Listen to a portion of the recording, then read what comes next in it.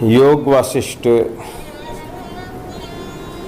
परमात्मा की कृपा से, संत महापुरुषों के आशीर्वाद से 68वें सर्ग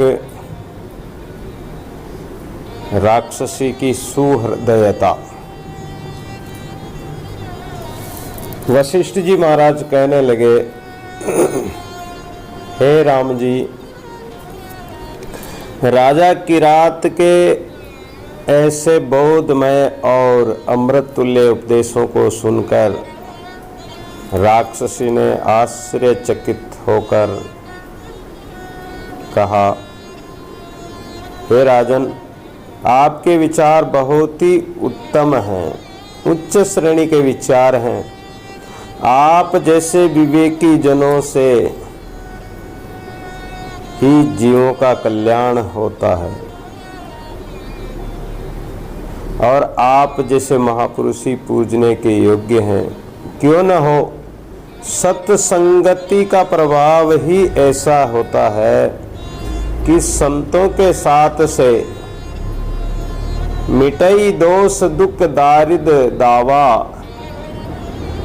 संत महापुरुषों के सत्संग में रहने से दरिद्रता और दावानल जैसी अग्नि रूपी कर्म भी नष्ट हो जाते हैं, दुख दरिद्र सब चला जाता है।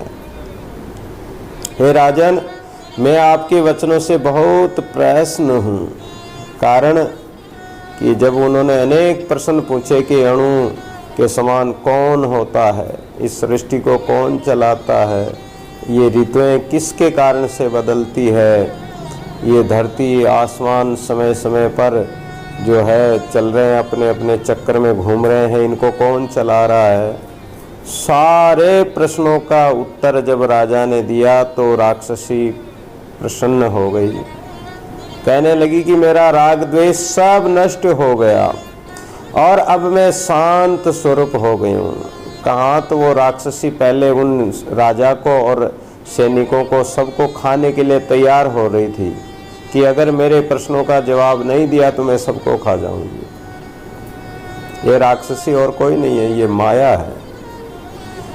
ये जो जीव को ये माया खा जाती है, अगर ये जीव सावधान होकर और चेतन होकर परमात्मा का भजन में नहीं लगेगा तो ये माया रूपी डायन है, पिशाचिनी है, ये सब जीवों को खा जाती है। माया डाकनी ऐसी है कि सब को खा रही है। डायन सब एक जग को खात है, जो डायन रूप होकर ये सब जग को खा रही है। तो वही माया, वही डायन कह रही है कि अब मेरे प्रश्नों का मुझे उत्तर मिल गया है और अब मैं शांत हो गई हूँ, मेरे राग द्वेष सब नष्ट हो गए हैं। इससे निवेदन है कि अब आप अपने प्रयोजन को बतलाइए, राजा से कह रही है। यथासाध्य मैं उसे अवश्य पूर्ण करूंगी। राजा किरात ने कहा कि हे देवी, उधर थोड़े समय से हमारे नगर में विसूचिक का रोग फैला हुआ है। हमारे नगर में विसूचिका का रोग फैला हुआ है। अब ये रोग कभी भी आ सकता, उस समय में भी फैला हुआ था। जैसे पहले कहते थे कि एक लाल बुखार आई थी जिसमें लोग अगर उसके पास में चले जाए या उसको स्पर्श करे तो उसको भी लाल बुखार आके वो भी मर जाता था। हैजा भी आया था, प्लेग भी आया था, और अभी जो रोग चल ही रहा है कि किसी का स्पर्श हो जाए, किसी के संपर्क में आ जाए तो संक्रमित हो जाता है, रोग फैल जाता है। तो वो राजा कहता है कि हमारे यहाँ विसूचिका का रोग फैला हुआ है। सुनते हैं कि एक कोई देवी है कि जिसकी माया से एक रोग विस्तार पा रहा है। क्या उसके निवारण का भी कोई उपाय है, कोई मंत्र है, कोई साधना है? तो हम वो प्रयास करें। आज हम इस निशा रात्रि में उस देवी राक्षसी की खोज में निकले हैं, पर देखते हैं तो तुम ही हमारी शंका दृढ़ होती तुम्हारे ऊपर ही। यदि तुम ही हो तो अब मुझ पर कृपा कर अपना कोप समेट लो। प्रजा अत्यंत उत्पीड़ित हो रही है, दुखी हो रही है। राक्षसी ने कहा कि बहुत अच्छा, आज से मैं जीवों को नहीं मारूंगी। सुनते हैं कि ये वैष्णो देवी जो है, ये पहले इस वैष्णो देवी का जो वैष्णो वहाँ का जो जम्मू का जो राजा था, वो राजा इस देवी के हर 6 महीने में भैंसे बकरे इत्यादि चढ़ाता था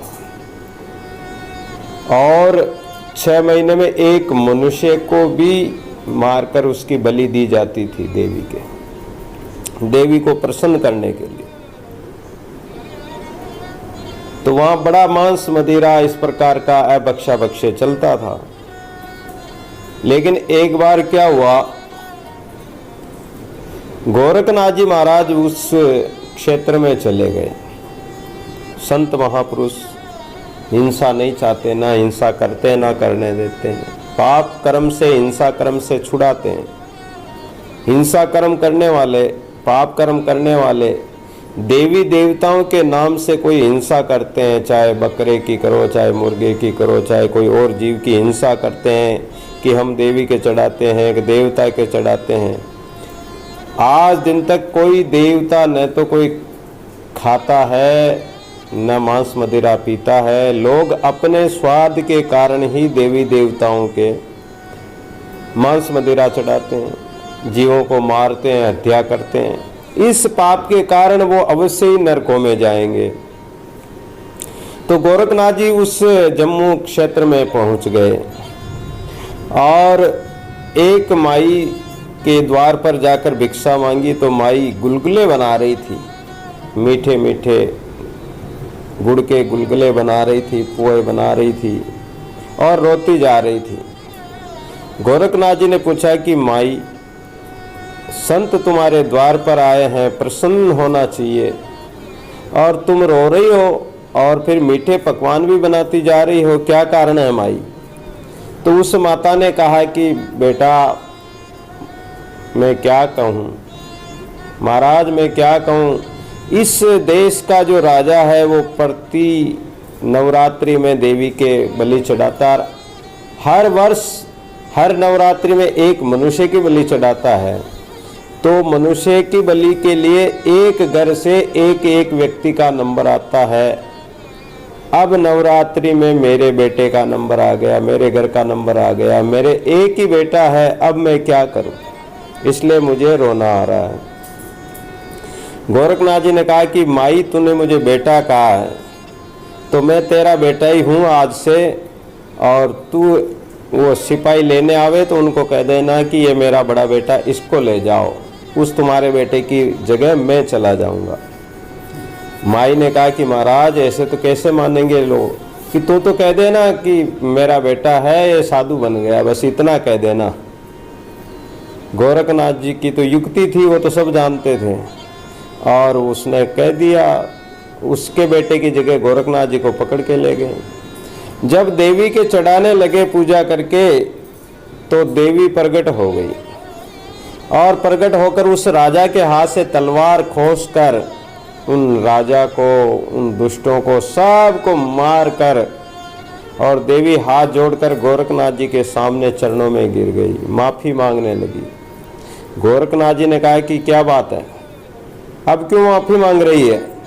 तो देवी कहने लगी कि महाराज ये जो अज्ञानी लोग हैं, अंधविश्वासी लोग हैं, जिनको ज्ञान तो कुछ है नहीं, शास्त्र की सुनते नहीं, संत की कोई बात मानते नहीं, खुद को कोई ज्ञान है नहीं।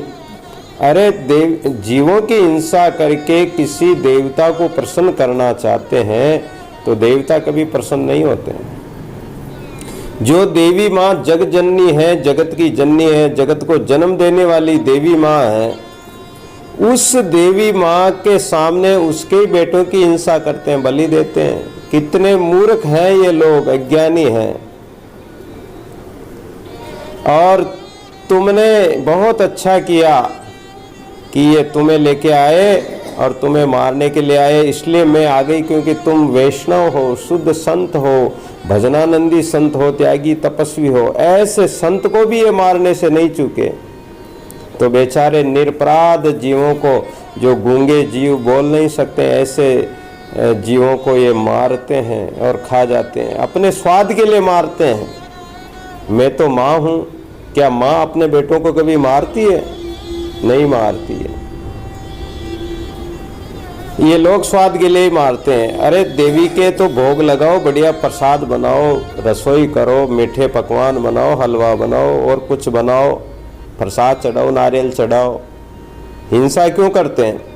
और उस देवी ने वो तलवार लेकर सब राजा और सैनिकों सिपाहियों को सबको मार दिया और कहा कि आज के बाद मेरे यहाँ कोई भी हिंसा नहीं करेगा, कोई भी जीव हिंसा नहीं होगी, न मांस मदिरा चढ़ाएंगे न खाएंगे।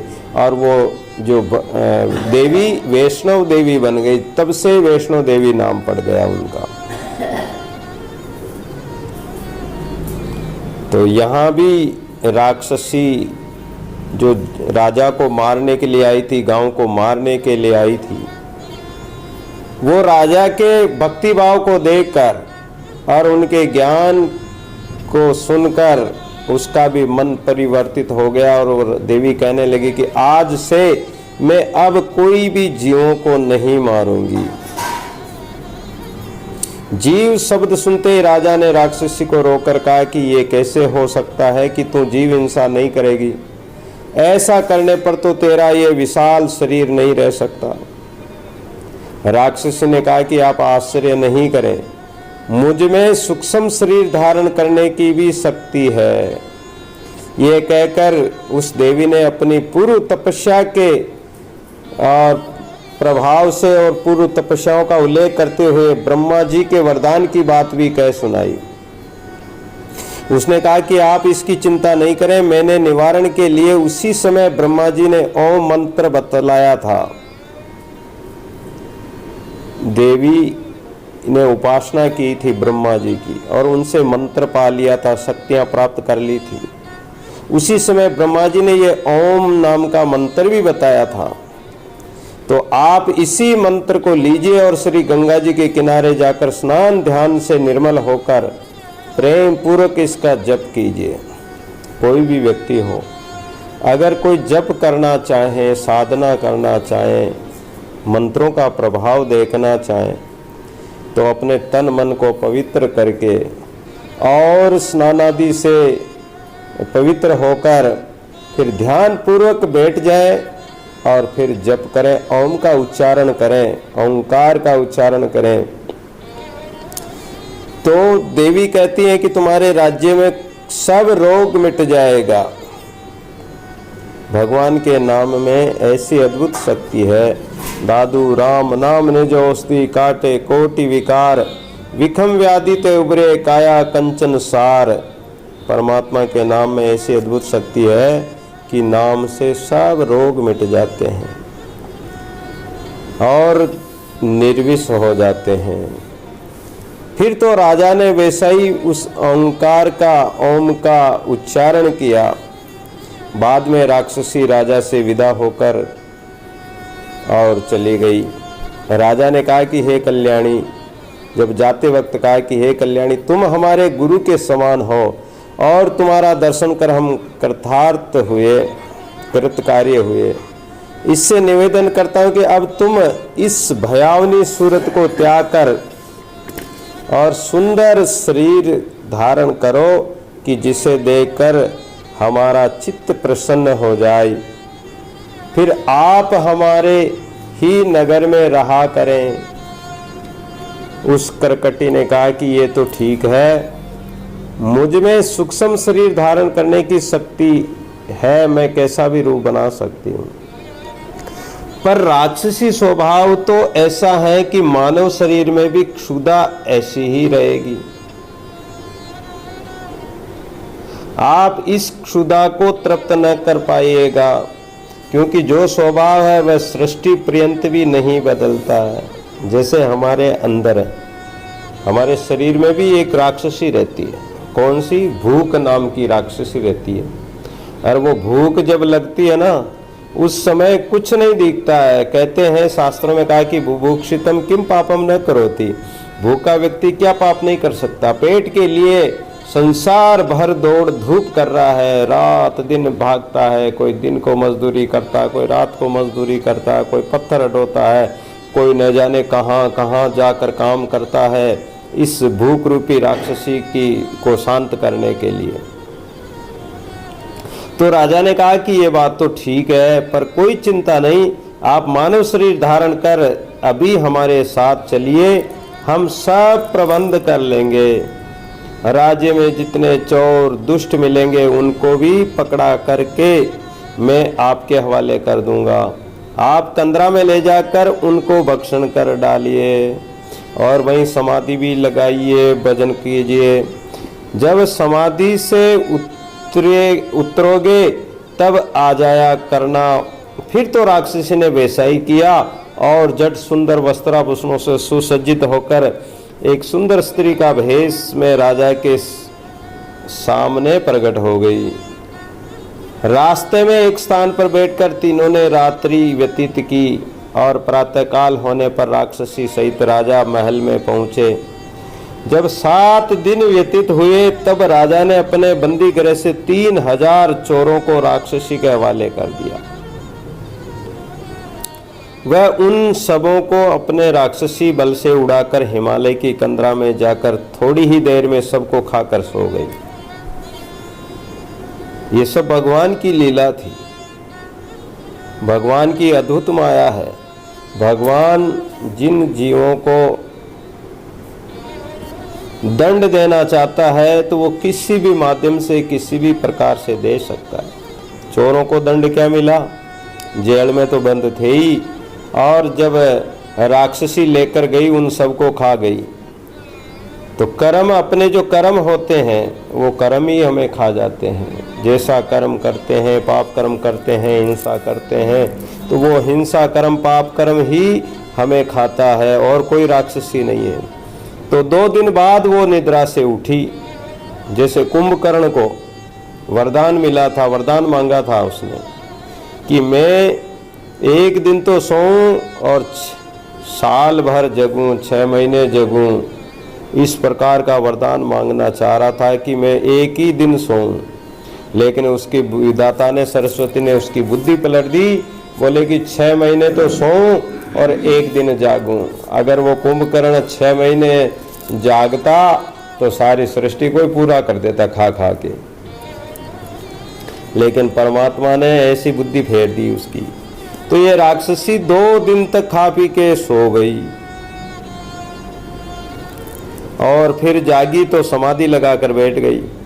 अब वरदान ऐसा ही मिला था, शरीर तामसी शरीर था, उसकी खुराक ऐसी थी, क्या करे। और 5 वर्ष तक बैठी ही रही।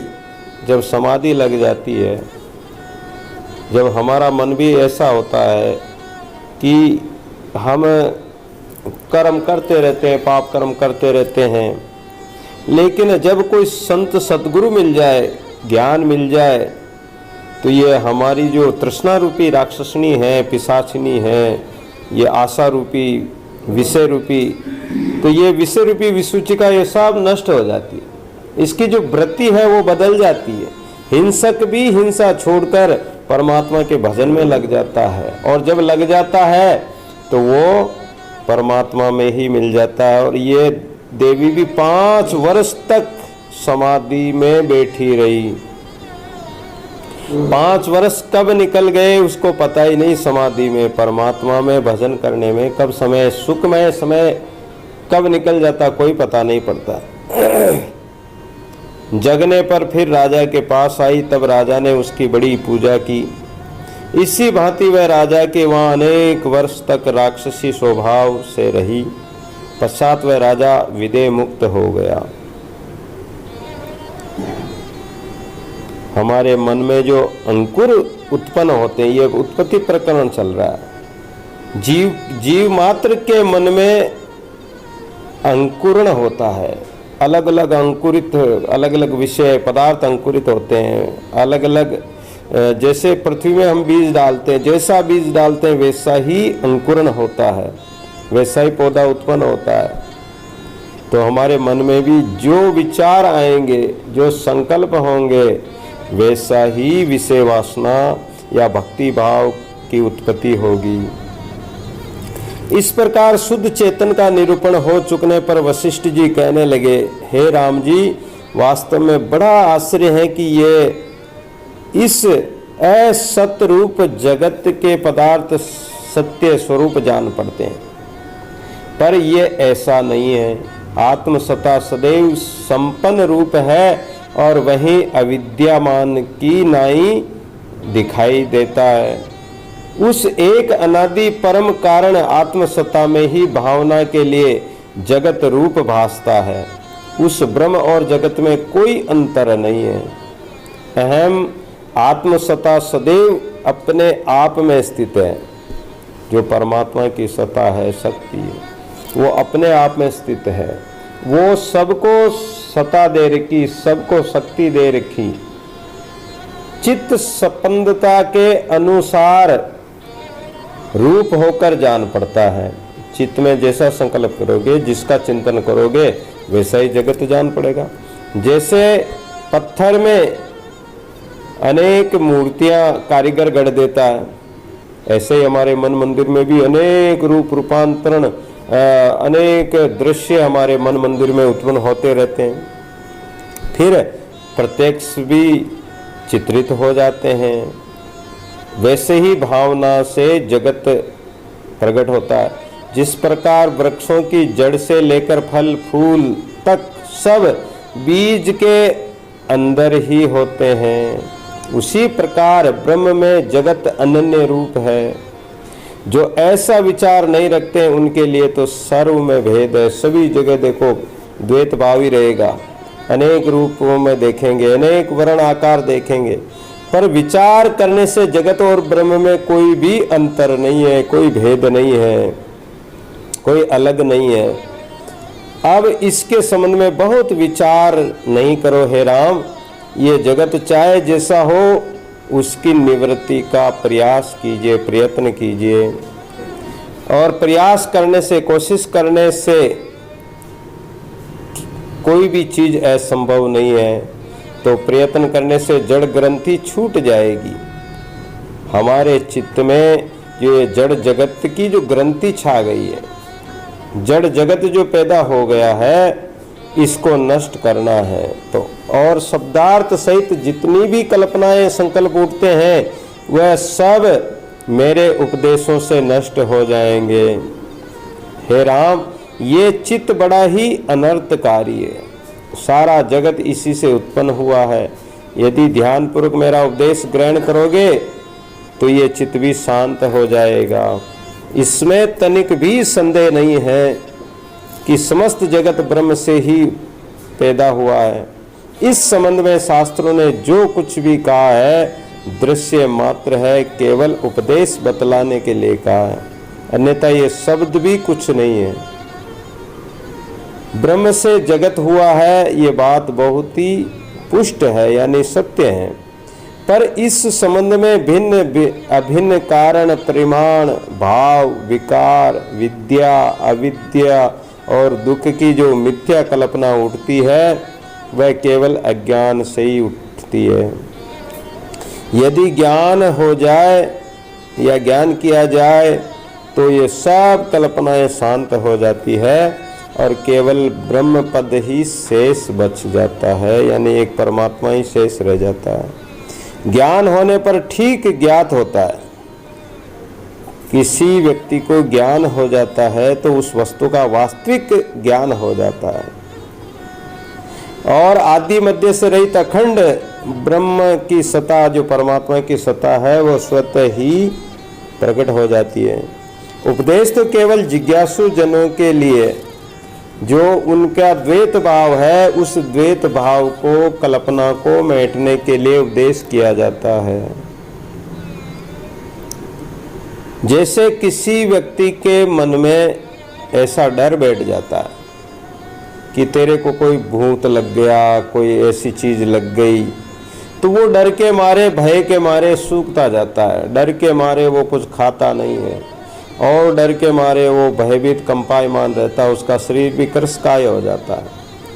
लेकिन जब कोई संत सच्चे सद्गुरु मिल जाते हैं, विचारवान मिल जाते हैं, तो विचार के द्वारा उसके उस विचार को हटा देते हैं। जो भय का विचार था, भ्रम का जो भूत बना रखा था, उस भ्रम के भूत को झूठे मंत्रों द्वारा, क्योंकि वास्तव में कोई भूत नहीं था, लेकिन भय से उसने भूत मान लिया, तो सद्गुरु क्या करते हैं कि उसको मंत्रों के द्वारा मंत्र कर और उसके भय को निकाल देते हैं, भय के भूत को निकाल देते हैं। जबकि कोई भूत था ही नहीं, मंत्र भी कोई वो झूठे मंत्रों से ही उसके विचार को बदल देते हैं कि तुम्हारे अंदर अब भूत नहीं है, वो निकल गया, अब भाग गया, और वो उसका डर भाग जाता है। तो जिज्ञासुओं के कल्याण के लिए ये उपदेश दिया जाता है, बोधदर्शियों के लिए नहीं। जिनको आत्मज्ञान हो चुका है, आत्मबोध हो चुका है, उनके लिए ये शास्त्र अब कोई काम के नहीं है। जैसे किसी व्यक्ति को हलवा बनाना हो तो उसको कागज में लिख के दे दो या बता दो कि इस प्रकार हलवा बनेगा, इतनी इतनी चीज़ डालनी, इतनी इतनी मात्रा में। अब उसने कागज पे लिख लिया, अब कागज को अगर लेकर बैठा रहेगा तो हलवा नहीं बनेगा। और यदि उसने हलवा बनाया जैसे उसमें लिखा उसके अनुसार, तो हलवा बन जाएगा। और जब उस एक बार उसने हलवा बनाना सीख लिया तो फिर उस कागज की उसको क्या आवश्यकता, वो फेंक देगा, उसको जला देगा। तो उसी प्रकार फिर ये पूजा पाठ, बाह्य दिखावा, आडंबर, ये इनकी कोई आवश्यकता नहीं रहेगी। जब आत्मबोध हो जाता है, आत्मज्ञान हो जाता है, तो फिर ना मंदिर में, ना काबा, ना काशी कैलाश में, जहाँ परमात्मा को पुकारो, परमात्मा तो वहीं प्रकट हो जाता है, वहीं दर्शन दे देता है। मंदिर मस्जिद की भी आवश्यकता नहीं रहेगी। तो इसलिए ये जितनी कुछ भेद कल्पनाएं मन में रची हुई है, उसकी निवृत्ति के लिए ये उपदेश सुनना जरूरी है। तो हे राम, इस मन ने गंधर्व नगर के समान ही जगत की रचना कर रखी है। मैंने जैसा कुछ देखा उसके अनुसार तुम्हारे बोध के लिए उदाहरण दिया है। इसको जानने से तुमको जगत एक भ्रांति मात्र ही दिखाई देगा, यानी झूठा है, मिथ्या है। फिर तो निश्चयात्मक होकर तुम जगत की वासना को दूर से ही त्याग दोगे और आत्मबोध होने से जगत मन का रूप जान पड़ेगा। इससे सावधान होकर तुम इस उपदेश को धारण करो। तो हे राम जी, ये मन रूपी बड़ा भारी रोग विवेक रूपी औषधि से ही शांत होता है। मन में जो रोग लगा हुआ है विषय विकारों का, वो विवेक ज्ञान के द्वारा ही, ज्ञान रूपी औषधि खाने से ही मिट सकता है।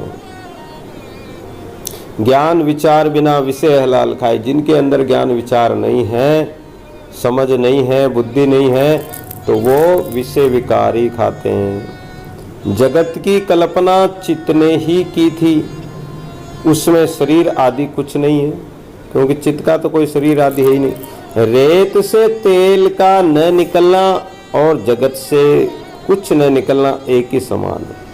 तुलसीदास जी ने कहा कि बारू मते घी निक्षे, अगर बालू को मथे, रेत को मथने से घी निकल जाए, तो इसी प्रकार इस संसार में, इस संसार को मानने से, एक संसार में आस्था करने से, एक संसार में रहने से कुछ सार निकल जाए, कुछ भी नहीं निकलेगा। जैसे बालू को पेलने से तेल घी नहीं निकल सकता है, या तो तिल्ली मूंगफली को पेलो तो तेल निकल सकता है, या दूध दही का मतन करो तो घी निकल सकता है, बालू से तो नहीं निकलेगा। ऐसे ही संसार से कोई सार नहीं निकलने वाला है। ये संसार स्वप्न के समान राग द्वेष आदि संकल्पों से एक तो झूठा है, मिथ्या है। तो इस संसार से रहित होना है। समुद्र को, जैसे इस संसार से रहित होना कैसे हो पाओगे? जैसे समुद्र को पार करने के समान कठिन जरूर है, लेकिन असंभव नहीं है। अतः जो विवेकी पुरुष है, ज्ञानी महापुरुष है, वह सद्गुणों के द्वारा धीरे धीरे अपने चित्त को शुद्ध कर्मों में लगाकर शुभ कार्य करते हैं, सत्कर्म करते हैं, और उनका व्यवहार भी बड़ा विचार पूर्वक होता है। कोई भी काम करते हैं तो विचार करके करते हैं ताकि पीछे पछताना नहीं पड़े। उन्हीं की भांति तुम भी शास्त्रानुसार कार्य करोगे। ऐसा अभ्यास, धीरे धीरे अभ्यास द्वारा शीघ्र ही तुम्हें आत्मज्ञान प्राप्त हो जाएगा और सभी मन की कल्पनाएं नष्ट हो जाएगी और तुम आत्मस्थिति को प्राप्त हो जाओगे। मन ने ही इस जगत रूपी चित्र को रचा है और ये मन ही जड़ है, अजड़ रूप है। इस मन की चेतना ही सब अर्थों का बीज रूप है। मन में चेतना होती है, मन में ही विषय वासना प्रकट होती है, तो ये मन ही इस जगत का उपादान कारण है। सृष्टि के आदि में जब पृथ्वी आदि तत्व अविद्यमान थे, यानी ये पृथ्वी आकाश वगैरह कुछ भी नहीं बना था, तब ब्रह्मा ने इस जगत को विद्यमान के समान ही देखा। ब्रह्मा के मन में सृष्टि उत्पन्न करने की हुई और ये जगत प्रकट हो गया। जैसे स्वप्न में दिखाई देता वैसे ही ब्रह्मा ने प्रमादवश जड़ संवेदना से पहाड़, नदी, नाले, समुद्र इत्यादि सब प्रकट कर लिया, सब देख लिया। इससे सब जगत इतना लंबा वेदनामय हो गया। नहीं तो सब देहादि शून्य रूप है। आत्मा ने सबको व्याप्त कर रखा है। उसका कोई शरीर नहीं है, आत्मा का या मनचित का कोई शरीर नहीं है, सूक्ष्म है। स्वतः जिसने दृश्य रूपी मन को चेताया है, वही मन आत्मा का शरीर, आत्मा का विस्तरण और निर्मल स्थिति है। मन उसका आभास रूप है, केवल छाया मात्र है मन तो। सूर्य किरणों से जलाभास होने के समान ही ये मन आत्मा का आभास मात्र है। जैसे सूर्य की किरणें पड़ती है और गर्मी के समय में रेत पर पड़ती है तो वहाँ ऐसा प्रतीत होता है कि जल भरा हुआ है, उसी प्रकार वो जल दिखाई तो दे रहा लेकिन है नहीं।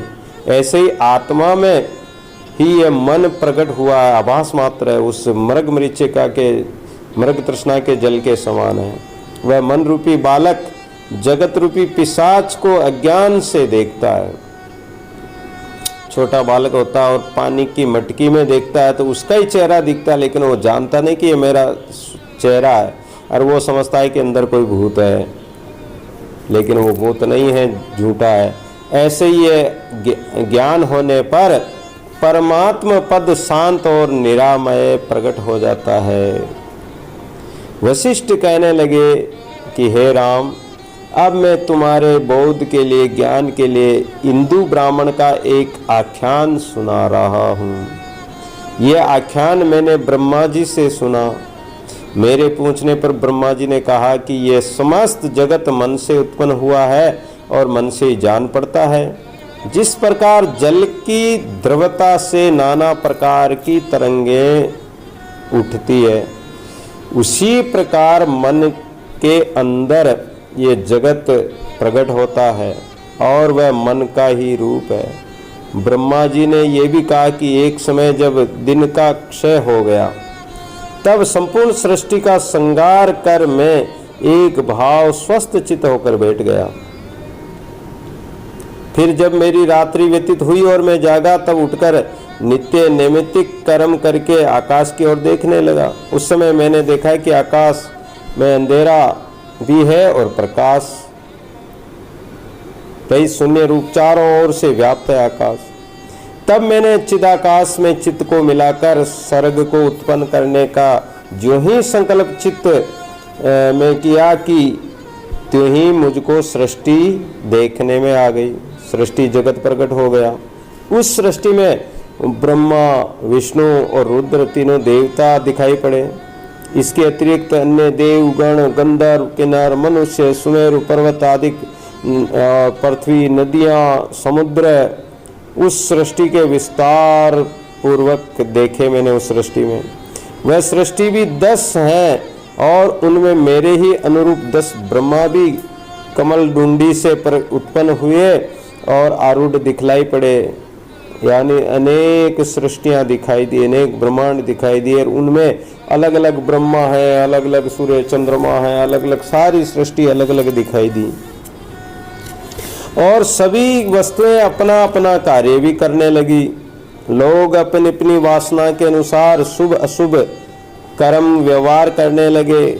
अच्छे व्यवहार करके तो स्वर्ग पहुंच गए, बुरे व्यवहार करके नरक पहुंच गए, सत्कर्म करके मोक्ष प्राप्त करने लगे। प्रत्येक सृष्टि में 7 दीप दिखाई दिए, एक एक ब्रह्मांड में अलग अलग दीप दिखाई दिए, समुद्र दिखाई दिए। उनमें उत्पत्ति, प्रलय और कल्प भी दिखलाई पड़े कि सृष्टि जैसे उत्पन्न हुई, जीव पैदा होता है, पालन होता है, फिर खत्म हो जाता है, ऐसे सृष्टि उत्पन्न होती है, फिर प्रलय आता है और नष्ट हो जाती है। जब महाप्रलय होता है तो कल्प भी बीत जाते हैं। मैंने देखा कि गंगा जी का प्रवाह जगत के गले में यज्ञोपवीत के समान बह रही है, बिजली की तरह सृष्टि उत्पन्न होती है और मिट जाती है। हे मुनीश्वर, वहां मैंने एक एक ब्रह्मांड में स्थावर जंगम ऐसी प्रजा देखी, चलने फिरने वाले जानवर और जड़ जगत, जैसे वृक्ष आदि होते हैं, ये भी होते हैं, पत्थर आदि होते हैं, जल वायु अग्नि आकाश, ये भी है। तो परा और अपरा प्रकृति भी मैंने देखी। जैसे गुलर फल में अनेक मच्छर होते हैं, गुलर का जो फल लगता है उस फल में बहुत सारे मच्छर भरे रहते हैं, क्योंकि उनको ठंडक मिलती है तो वो उसमें जाकर छुप जाते हैं। और कोई बंदर आता है और उसको तोड़ के खा जाता है, ऐसे काल रूपी बंदर आता है और जीवों को खा जाता है। इस सब सृष्टियों को मैंने अंतवाहक दृष्टि से देखा। ये सृष्टि कैसे देख सकते हैं कि जब साधना द्वारा हमारी वृत्ति अंदर उतर जाए। अभी हमारी वृत्ति, हमारी शक्ति बाहर की तरफ दौड़ रही है, और जब सतगुरु संत के माध्यम से, शास्त्रों के माध्यम से साधना में लग जाओगे और आपकी वृत्ति, बाह्य वृत्ति अंदर उतरेगी, तो ये अंतवाहक दृष्टि आ जाएगी, शक्ति आ जाएगी, और उस अंतवाहक दृष्टि से, शक्ति से आप अंदर ही ये सारी सृष्टि देख लोगे, सब सृष्टि का ज्ञान हो जाएगा। पर ये चरम दृष्टि से देखेंगे तो नहीं दिखलाई पड़ेगा, चरम दृष्टि से देखेंगे तो अनेक रूप वर्ण दिखाई देंगे। इससे मुझे बड़ा आश्चर्य हुआ। मैं इस भ्रम को दूर करने के लिए बहुत दिन तक बैठा, देखता रहा, साधना करता रहा। तब एक सृष्टि के सूर्य को आह्वान कर मैंने मेरे पास बुलाया और पूछा कि हे भुवन भास्कर, आप कुशल से तो है ना? अब सृष्टि कहाँ से उत्पन्न करना चाहिए? ये जगत है या ये जगत एक है या अनेक जगत है? यानी ये जगत एक ही है या और भी है? अब सूर्य ब्रह्मा जी से कहने लगे कि हे भगवान, अभी जो आपके एक कल्प की अवधि समाप्त हुई, उसमें एक जम्बूद्वीप था, उसके एक कोने में आपका जो सुवर्णष्टीव पुत्र रहता था, उसकी कुटी में कश्यप कुलवंतस इंदु नामक ब्राह्मण भी अपनी भार्या सहित रहता था। एक इंदु नाम के ब्राह्मण अपनी पत्नी के सहित रहते थे। वह पत्नी से बहुत स्नेह रखते थे, पर जिस प्रकार मरुस्थल में घास नहीं उत्पन्न होती है, उसी प्रकार उसकी काया से संतान उत्पन्न नहीं हुई। तब वह उत्पत्ति के लिए, संतानोत्पत्ति के लिए कैलाश पर्वत के समीपवर्ती स्थानों में किसी वृक्ष पर चढ़कर तपस्या करने लगा। तपस्या करते करते जब उसको द्वापर और त्रेता युग भी बीत गया, तब शशि कलाधारी भवानी शंकर प्रसन्न होकर वर देने चले। भगवान भोलेनाथ प्रकट हो गए। निकट पहुंचकर उन्होंने देखा कि वृक्ष पर एक ब्राह्मण और ब्राह्मणी बैठे सूख रहे हैं साधना में। तब शंकर जी ने जोर से कहा कि हे विप्र, हे ब्राह्मण देवता, हम तुम्हारी तपस्या से बहुत प्रसन्न हैं, इसलिए हम प्रसन्न होकर आपके सामने आ गए हैं, वर मांगो। विप्रदेव ब्राह्मण बोले कि हे भगवान, यदि आप प्रसन्न हैं तो मुझे 10 पुत्र ऐसे दीजिए कि जिनसे किसी प्रकार का शोक दुख न हो। उनको पता था, ब्राह्मण थे, विद्वान थे, क्योंकि संसार में जो पुत्र आते हैं, संतान होती तो कोई हर प्रकार से जीवों को दुखी करती है। कोई कहना नहीं माने, कोई गलत काम करे तो माता पिता दुखी होते हैं। तो महाराज पुत्र देना चाहो तो ऐसे पुत्र देना कि हमें किसी प्रकार का दुख नहीं हो। शिव जी ने कहा कि एवं वस्तु, यानी ऐसा ही होगा। ऐसा कहकर शिव जी तो अंतर्ध्यान हो गए और ब्राह्मणी सहित ब्राह्मण अपनी कुटिया में चले गए। उसी दिन से ब्राह्मणी और समय पर अत्यंत तेजस्वी उनके ब्राह्मण ब्राह्मणी के 10 पुत्र पैदा हुए। बालक अत्यंत होनहार थे। इससे केवल 7 ही वर्ष की अवस्था में वे सब के सब ज्ञानी आचार्य बन गए। पश्चात ब्राह्मण ब्राह्मणी शरीर छोड़ दिया और वह 10 परमार्थ चर्चा करने वाले 10 पुत्र ब्रह्मा जी को जानने का उपाय करने लगे। उनको पता था कि हमारे माता पिता ने भी साधना की है, तो वो भी कैलाश पर्वत में जाकर तपस्या करने लगे। एक दिन 10 भाई एक साथ बैठकर विचार करने लगे कि ईश्वर क्या है, उसका क्या रूप है और वह ईश्वरीय पद क्या है कि जिसको पा जाने के बाद में कोई भी दुख नहीं होगा और नाश भी न हो और वहीं सबका ईश्वर भी हो। इस विषय पर विवाद होने लगा। 10 भाई अपने अपने विचार सम्मति देने लगे। तब सबसे बड़े भाई ने कहा कि हे भाइयों, ये समस्त विभूतियां ब्रह्मा जी के कल्प में नष्ट होती है। जो भी ब्रह्मा आता है, विष्णु आते हैं, महेश आते हैं, ये सृष्टि जो बनाते हैं, ये सृष्टि प्रकट होती है। ये जब एक कल्प बीतता है उस कल्प में नष्ट हो जाते, फिर सृष्टि उत्पन्न होती है। तो इस कारण ब्रह्मा जी के समान और कोई नहीं है। बड़े भाई की ऐसी वाणी सुनकर सबने कहा कि बहुत ठीक है, क्योंकि ब्रह्मा जी का तो एक ही दिन बीतता है और यहाँ एक कल्प बीत जाता है और उसमें सृष्टि नष्ट हो जाती है। तो ब्रह्मा जी के 100 वर्ष में तो 100 सृष्टि हो जाती है। तो ऐसे ब्रह्मा ही बड़े हैं भाई। बड़े भाई की ऐसी वाणी सुनकर सबने कहा कि बहुत ठीक है, बहुत अच्छा, आपने अच्छा कहा। पर अब ये बतलाए कि उस ब्रह्म पद को जिसे जगत भी पूछता है, उस ब्रह्मा को हम लोग कैसे प्राप्त कर सकते हैं। लेकिन बड़े भाई ने उत्तर दिया कि अन्य सभी भावनाओं को त्याग दो और ऐसा निश्चय करो कि हम स्वयं ही ब्रह्मा हैं और कमल पत्थर पर बैठे हैं। हम ही सबका पालन और श्रृंगार करते हैं। जगत का आश्रय रूप भी हम ही हैं। अपने आप में विचार करो। साधना करते हुए जब ये ज्ञान हो जाए कि हम सब ब्रह्म हैं, परमात्मा का ही रूप है, हम परमात्मा का ही स्वरूप है, ऐसा ज्ञान हो जाए, ऐसा आत्मबोध हो जाए तो वास्तव में ये जीव परमात्मा का ही स्वरूप है। पर जगजाल के आश्रयभूत हम नहीं है। ये जगत जंजाल है, संसार है, इसके जो तत्व है उनके आश्रय हम नहीं है। किंतु हम सृष्टि जैसे हमारे अंग में स्थित है, ऐसा निश्चय और भावना कर लेने पर हम ब्रह्म पद को प्राप्त कर लेंगे। तब छोटे भाई को कहा कि आपका, छोटे भाई ने कहा कि आपका ये कथन भी ठीक है और हम ऐसा ही करते हैं। फिर तो उन दोनों भाइयों की वाणी सुनकर सब ध्यान अवस्थित हो गए और चिंतन करने लगे कि हम ही ब्रह्म हैं और जैसे हम आसन पर बैठे हैं और हम ही सृष्टि करता है, हम ही भोगता हैं तथा हम ही परमेश्वर हैं।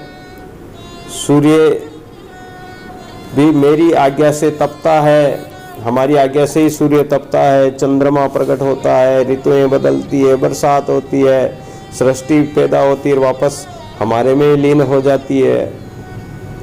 जगत को भी मैंने ही रचा है। सरस्वती, गायत्री आदि देवियाँ ये सब हमने उत्पन्न किए हैं और ये जगत मुझसे ही उत्पन्न होकर मुझ में ही लीन हो जाता है। मैंने ही देश काल रचना की है सबकी। मैं ही दिन रात को उत्पन्न करता हूँ और मेरे आश्रय में स्थित हूँ। मैं ही पूर्ण परमात्मा हूँ। हे ब्रह्मा जी, ऐसी भावना करके वे दसों भाई बैठकर विचारने लगे। उनको देखकर ऐसा मालूम होता था कि मानो कागज की मूर्ति बैठी है। साधना करते हैं तो साधना में तो ऐसे ही बैठना पड़ता है। साधना में तो ऐसे ही स्थिर होकर मन इंद्रियों को अंतर्मुख करके, जो बाहर घूम रही हमारी मन इंद्रियां, इनको अंतर्मुख करके परमात्मा की साधना में लगना है। जिस ब्रह्मा ने सृष्टि उत्पन्न की, शिव महेश जो संहार करते हैं, विष्णु पालन करते हैं, ये सब सृष्टि परमात्मा के संकल्प से उत्पन्न होती है और उसी में लीन हो जाती है। तो ऐसा विचार करें, संकल्प करें, ऐसी साधना करें कि मैं ही परमेश्वर हूँ। एक दृष्टांत आता है, माता मदालसा का एक पुत्र था अलर्क, और अलर्क को ज्ञान देने के लिए माता मदालसा ने उनके बाजू में एक ताबीज बांध दिया था। उस ताबीज में एक मंत्र लिखा था। जब उसके भाई आए और युद्ध करने लगे तो उसने दुविधा में देखकर और उसने अपनी माँ के कहे अनुसार उस ताबीज को खोलकर पढ़ा तो उसमें लिखा था कि शुद्धोसी बुद्धोसी निरंजनोसी संसार माया विवर्जितोसी, यानी मैं तो शुद्ध हूँ, निरंजन स्वरूप हूँ, सर्वव्यापक हूँ, सच्चिदानंद रूप हूँ, मेरा रूप तो सतचित आनंद रूप है, ऐसा उसमें लिखा था। उस पत्र में जो लिखा हुआ शब्द उपदेश, माता का जो उपदेश पढ़ा तो उस अलर्क को ज्ञान हो गया कि मैं ही सब कुछ हूँ, मैं परमात्मा का स्वरूप हूँ, तो मुझे राज्य भी किसमें चाहिए। अरे मैं तो सारी सृष्टि का मालिक हूँ, इस छोटे से टुकड़े के लिए मैं युद्ध कर रहा हूँ। उन्होंने अपने भाइयों को कहा कि तुम जितना राज चाहो जो ले लो, हमें कुछ नहीं चाहिए, मैं तो भगवान का भजन करूँगा। तो जो ऐसा जिसको ज्ञान हो जाता है, ऐसा जिसको मतलब आत्मबोध हो जाता है, वो फिर संसार के संकीर्ण विचारधारा को त्याग कर वो परमपिता परमात्मा को ही स्वरूप मानकर अपने आप को उसी में मिला लेता है या उसी का रूप हो जाता है। तो ऐसा विचार करते हुए इंद्र के दसों पुत्र, इंदु के जो दसों पुत्र, इंदु राजा के जो दसों पुत्र थे वो ब्राह्मण के, वो बैठे थे। जैसे सूखा हुआ कमल पत्र गिर पड़ता है, साधना करते करते उनका शरीर सूख गया और कमल का पत्र जैसे पत्ता गिर जाता सूखने पर, वैसे ही उन दसों का शरीर भी धूप और हवा से सूखकर गिर पड़ा। अब लोग कहते हैं कि हमें भगवान नहीं मिलते, हमें परमात्मा का दर्शन नहीं होता, हमारा मन नहीं लगता। साधना तो करते नहीं, हम भजन करते नहीं, चिंतन में बैठते नहीं, 10 मिनट भी नहीं बैठते हैं और कहते हैं कि हमें तो भगवान मिल जाए, हमारे दुख मिट जाए हमारे, और हमारे लिए भगवान विमान भेज दे कि बैकुंठ में लेने के लिए। अब साधना भी नहीं है, सुमरन नहीं, भजन नहीं, और थोड़ी देर बैठते भी नहीं, चिंतन भी नहीं करते, तो कैसे भगवान दर्शन देंगे। देखो साधना तो इन्होंने की है कि उनका शरीर सूख गया हवा से और धूप से, और गिर पड़ा। वन के मांसाहारी जीव उनके शरीरों को वो चचोड़ कर खा गए, पर वे ध्यान में ऐसे मगन थे कि उनकी वृत्तियां ध्यान से हटी नहीं। चाहे कितना ही कष्ट आ जाओ लेकिन साधना नहीं छोड़े। ब्रह्म की भावना में ही लगे रहे। जब चारों युग का अंत हो गया और 12 सूर्य तपने लगे, 12 सूर्य जो 12 सूर्य बोलते हैं वो तपने लगे, पुष्कल मेघ गरजने व बरसने लगे, भूचाल हुआ, तेज तूफान चला, समुद्र में खलबली उठी और चारों ओर जली जल होकर समस्त तत्वों का क्षय हो गया, और कल्प का एक दिन भी क्षय हो गया, तब उनका शरीर छूटा।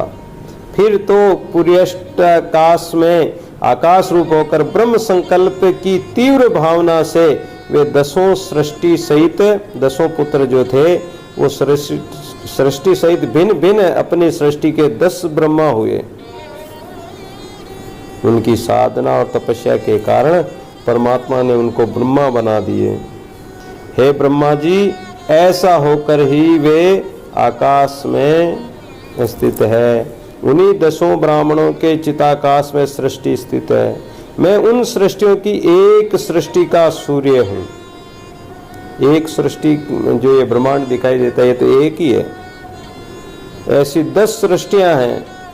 मुझ में ही क्षण, एक एक क्षण बीतता है, एक एक मिनट बीतता है, घड़ियां बीत जाती है, दिन बीत जाते हैं, महीने खत्म हो जाते हैं, वर्ष बीत जाते हैं, युग के युग चले गए हैं।